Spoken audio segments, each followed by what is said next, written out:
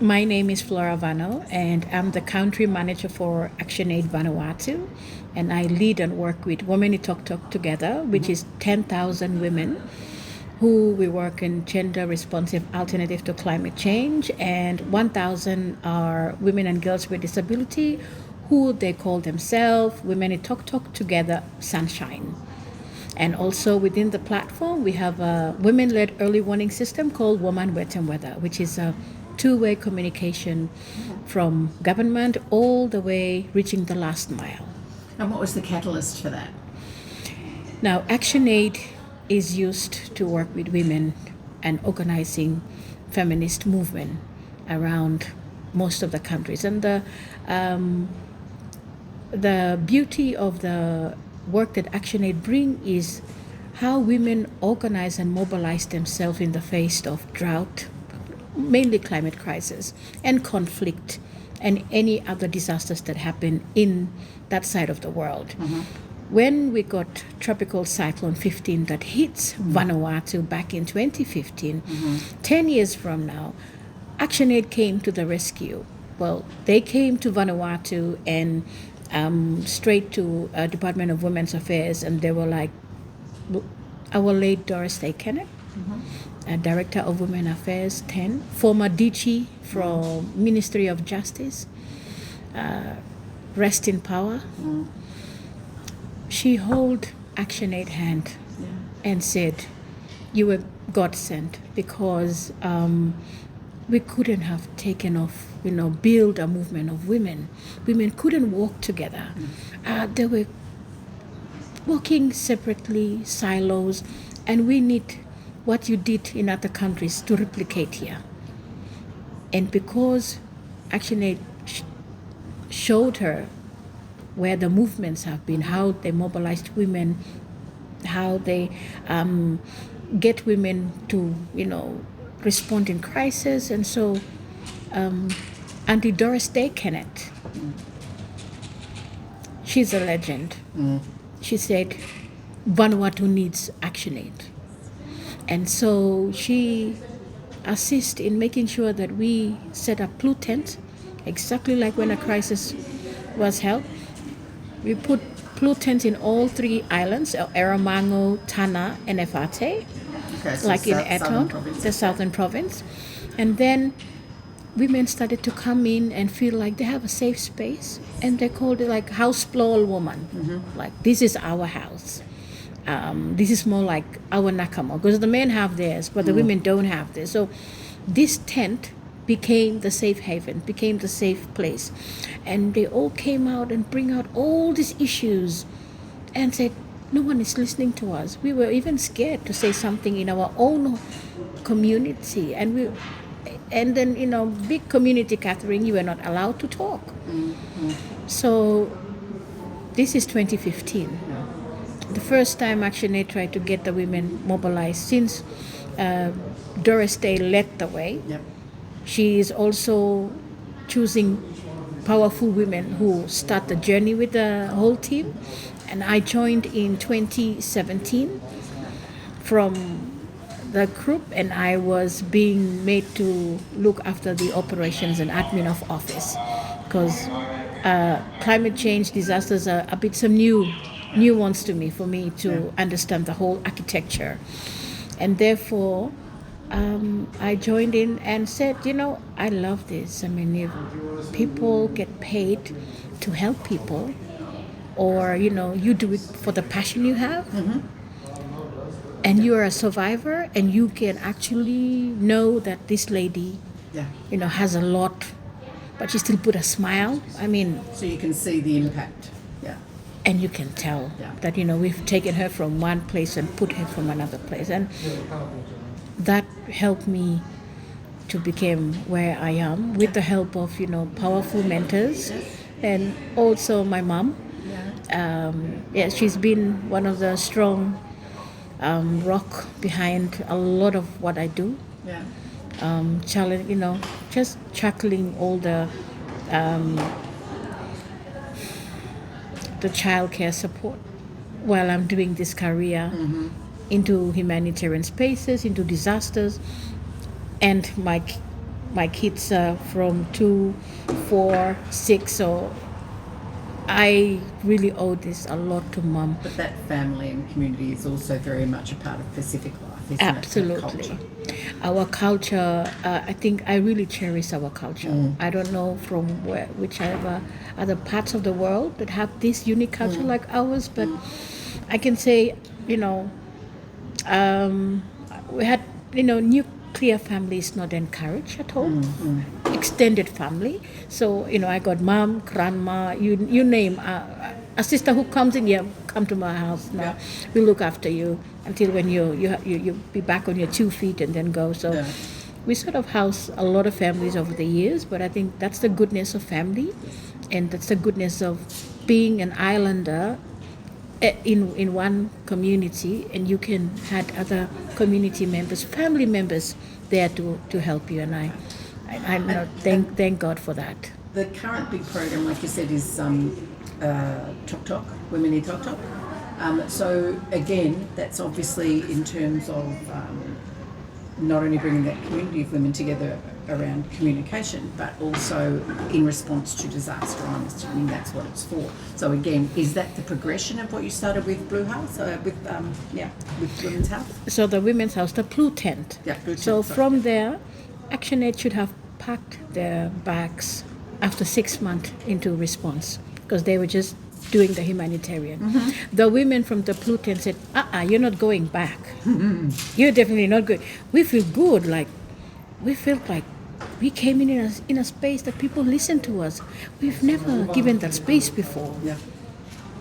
And then ActionAid decided, okay, let's stay back and, build the movement. Let's build a network. So 3,000 women in 2015. 2020, we have Tropical Cyclone Harold. Yeah. So we moved up north, central and north. So up in Malo Island in Sanwa province, Yeah. and then in Malekula in Malamba province. And so we now had 5,000 women after. Now 2,000 joined again from the two island. And then we got the twin cyclone happen in 2023. Yes. So of course we went back and responded in Epi, yes, and Tonga. Oh, And so now it went up to 7,000. And of course we got the off season, that just at the back of tropical cyclone, the twin cyclone. Yes, yeah. We got the tropical off season in October, and so we reached 9,000. And of course the earthquake, and we reached 10,000 plus women. So yes. crisis brings opportunity Yes. for us to move in, because that's the only place we got access of the emergency fund that we can move, because we've been training women on women-led community-based protection framework. We've taught them to do rapid assessment, to do preparedness, response, and recovery. Yeah. And then we also taught them on looking on mapping their protection. So in the face of humanitarian disasters space, we are also dealing with GBV, Yes. gender-based Fantastic. violence. We're also looking at all the protections of, dealing all the women that have emotional violence, financial violence, you name those violence. We are dealing with it in the midst of humanitarian architecture. We are being very unique because the approach we took was also with the women and girls with disability. We do not leave them behind. We took them with us and do the assessment with them, and so they were able to also have other women and girls from the community. They come out, because when they saw a normal women, they won't come out for you. No. So when you bring them, and they come in with their wheelchairs and their crutches, and of course they said, we are here for our sisters, and so people would then know that there are women disability living in this community, but then eventually we are creating space so they can come out. And So it was using the women you already had in the network to then identify the people with disabilities, or did you go to some of the disability services like USPD or BBPA or anything? No? we went with we've got our other technical advisor, which is FDPA.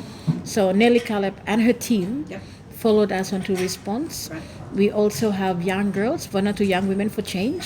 They came in, so they looked after all the younger ones because we only look at 18 upwards. So Okay. we only work with the 18 young women all the way up. Yep. But then Vanuatu Young Women for Change came in and started working at age 11 and 17. So when we went to the community, we got the 11, 17 with the young women. Yeah. We got VDBA and with Sunshine with disability. And then, of course, the normal women Yes. from 18 going up Yep. on our tent. So there are 3 places and we move with them.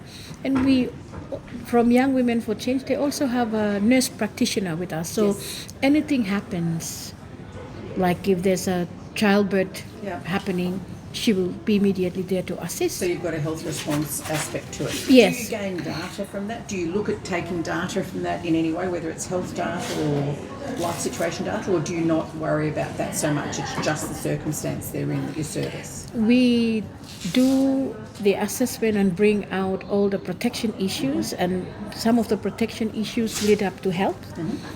And then a lot of them will more into food security, neglect. So you are looking at a very holistic approach when we went into that. It's not a one stream side of looking at things. So we are collecting data on health, we are collecting data on housing, shelter, we're collecting data on children. So for children below 11, we're going to go and put it to gender protection cluster, and then they will identify UNICEF or Save the Children to address, because we are not skilled for that. Let the But you're facilitating we that connection. facilitate. Yeah. We went in and did a women-led assessment. So we look at everything that women would want and address it. We just came in once our rapid assessment was done, and we train women to do that. So we had like 400 women across these 10,000 who are able to do that for their own communities and send it to the provincial, emergency operations center, and have it gone through the whole humanitarian architecture. And I think that's the power to it, because we don't leave anyone behind. And ActionAid, we look at individual on disability, single mother, widows, because we knew that during emergency and crisis, women faces, bear the brunt of, and the discrimination that comes through it, and the violence that associated with it is in, a lot more than a normal woman or a normal male person. So, and we also make sure that women are in some of those decision-making spaces. So we train women on women leadership. Yes. And so when we build their confidence to speak, now that I'm speaking with you, we got women who sits in the Chiefs Council in the island of Aramalo, recognized. I mean, because the chief said these women have done a lot, they saved life, they gave us early warning messages, and they were the one who did the first respond. And this is one barrier. We are entering some of the space that we've never entered before. Yes. And yes, that is huge. I mean, and also women being able to, stand up and raise their hands in the community and start talking. Like 2015 coming through, you've never heard those stories. And women couldn't even look you in the eye and start talking. But now, I'll have to hush the room when they came in. Everybody has something to say. I have to do like a church thing, like, please. Which is a Yeah. Like sometimes I just have to do a voice, and everybody like, oh, that's the voice that you don't play. That's the voice. Everybody keep silent. Let's look. So it's kind of when you look back 10 years, you could tell the work that have been done, the mentorship that ActionAid Australia have done to ActionAid Vanuatu, not taking the limelight, but showing the skills and then stepping back. And I think that is what a lot of mentors are doing. yes. And I know that the skill works because we have proven it. ActionAid proven that. Yeah. They teach, they mentor, but they don't take the spotlight back at home. we lit our own spotlight. And I think localization, when you look at it, and ownership, if one of these days, in the coming years, if ActionAid decided to leave the country, we can do it on our own. We have been trained on doing, response, Yep. recovery, and development. So it's really good to know that we are building a movement. We haven't reached a lot of the islands yet. And it's that invaluable capacity building, like you say, taking ownership of what you need to do, especially expanding it through the islands and the provinces, is invaluable. Yeah, that is. We have people coming into the office and saying, can you please come to Ambai, please come to Maivor. Like, that's up north. Toba didn't come, I think 4 times. And now, Toba is I know. way up there. And so we were like, if we do have more funding, we will reach you. But the funding that we had can only gather for what we have now. And because there's disaster and we went into. But if government have a pot of funding that can allow us not to wait for a disaster to enter this island, we will go. Do you find you get good support from the national government, or do you get more support from the provincial governments? If I may say, both province and national gave us good support. Okay, that's good. Yeah, we've built relationship over the years. It wasn't a smooth ride the first 5 years. We got backlash, but we had a few big backlash. That was caused by government. Yeah, and we sort of mend that, and now we became like friends. Should I say friends? Well, allies. Yes. Partners, working partners, and they are more on policy. We are influencing, and we were implementing their policy. So we said, we will be allies, but don't just talk on behalf of you as government. Just make sure you include us in those spaces and discussions. So we're pretty much putting our foot down on a few spaces to go in and influence some of those. And it's good to know that there are more young people are coming to the space, holding those positions, and you have to make new relationship, build new partnership, because this person that you knew, in this department have long gone. There's new people, so a turnover of staff in government also makes it a bit challenging for us to move faster with the work we are doing. One of the sustainable, I guess, long-term impacts that you see is that generational change, where you've made a difference, because that mindset change comes with that generational change. So you've made a difference too with a program like this. Yeah. Absolutely, and also the sustainability of making sure that the movements are there, the networks are there. So we put in other projects like nature-based solution, how the community, the women work with their communities and the chiefs and the youths to build, to address coastal erosion, to address the land that their harvests are not looking good. So we bring scientists to their villages, and they were like, oh, this guy, he's a doctor of the soil. So, they all look at him, we know doctors in the hospital, we've never known such doctors exist. So, pretty much the name is so, very scientifically agroecologist, but then they just know this is the doctor for this soil. If our soil is not healthy, we will get the doctor over. So, we bring scientists to the community, and it built a connection. And they were like, last year we've seen this type of flower bloom in this season, which it shouldn't bloom in that season, but it does bloom. So what is it telling us? So there are conversation and dialogue that were happening with indigenous community and the scientists themselves, and we make it happen. Yeah. I mean, putting the information to the people is power. Yes. But the first thing we do was we up capacity skills all our community mobilizers.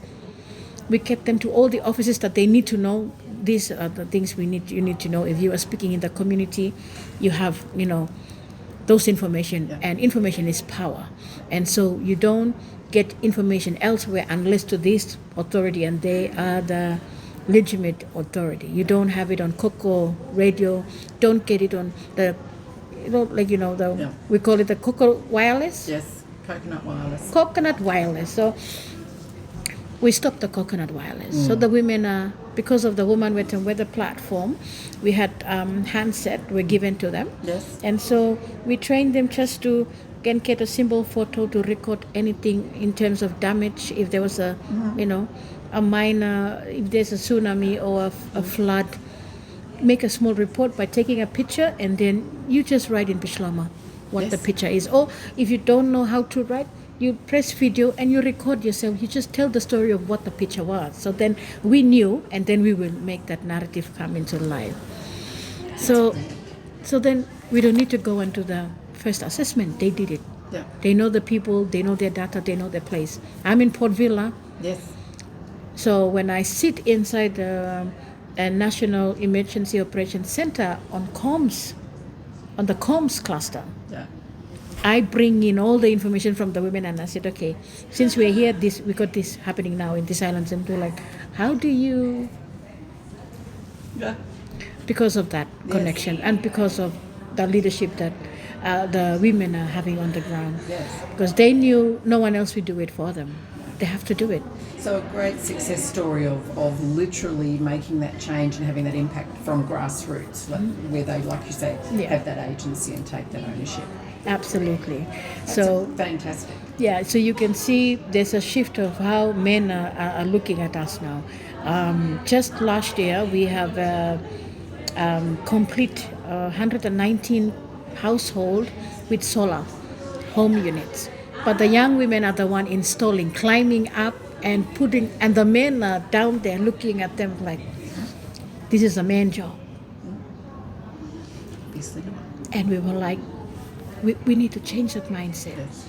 And when we asked the female, how do you feel? I said, I am weeding grasses. I am planting cassava and taro. I use knives to clear the whole place to plant my own garden. This is the first time I'm getting soldering machines, and I'm looking at the red wire versus the blue wire, it's so different than what I used to. But I love it because it's not a big equipment. It's a small one. I can just do it at home and then install it. So it's changing lives. So when the men look at that, they were like, the women bring light to the community, and they started to respect the women. So it really is about that leadership. The women are building to that, taking those leadership roles in all sorts of ways, even just small household ways. Yeah, like Tana is a very stronghold place, that I wouldn't lie. And they don't look at women leadership as a female in leadership.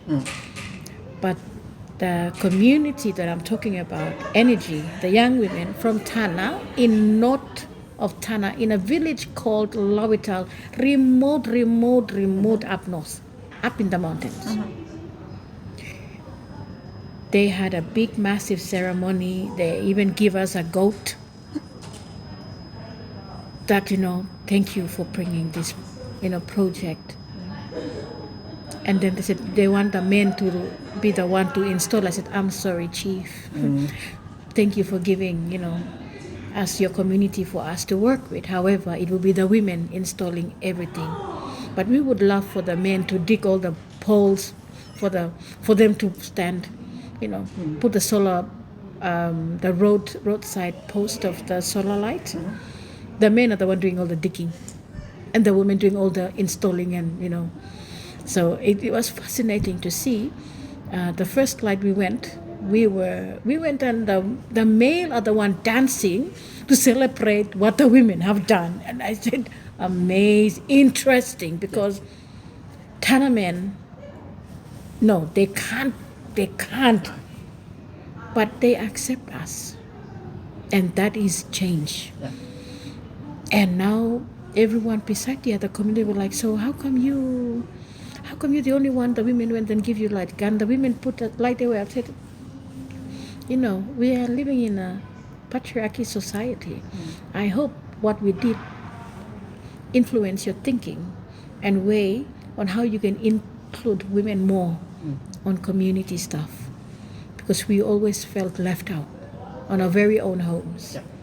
So I think we don't do a lot of awareness, but a lot of the actions we took actually changed the mindset of those who are on the outskirt, looking back into the community and seeing who's driving the change. The women are. Yeah. The children from that community, because they were working in a long way and waiting for the sun to make sure they do their homeworks on the road. But this time, they're not doing homeworks on the road. They have extra 4 hours to do homeworks at home. Yeah. So last year, at the end of the year, students from that community have excelled. They're great. They have passed. 2 of them will get scholarship. We were like overjoyed, and I was like, whoa. And they told me, our students never cherish, education that much because they don't have light to study at night time. Since you put lights, the education rate started to grow, and that's within a 1 year impact. And even the rhythm of the maths are growing also. Yeah. Economically, the money started to flow, and it's just 1 year. Imagine we'll go back 2 or 5 years back. But it's that ripple effect, isn't it, from what you did and giving those women ownership and giving them that agency and how to take on their own leadership. It's that ripple effect where you see those results and those impacts. Absolutely. And women are driving change.